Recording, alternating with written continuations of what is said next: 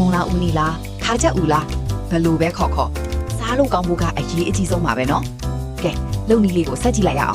不他妈种，卡加乌个空夸他比，滚来拉巴巴里里比吧。比人喏，帮乌来特别比，7 minute 看帮比来帮你。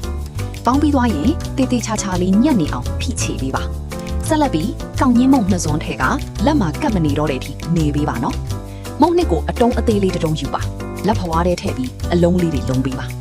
အဲ့ဒီခါချက်ဥအလုံးလေးတွေကိုရေထဲထည့်ပြီးခပ်ဖွားဖွားလေးနှစ်ဆေးပေးလိုက်မယ်ပြီးရင်တော့မိတ်ဆွေတို့ရဲ့လက်လှလှလေးတွေနဲ့အလုံးလေးတွေပေါ်မှာနှမ်းနေအနှံ့ပြကတ်သွားအောင်လူပေးလိုက်ပါ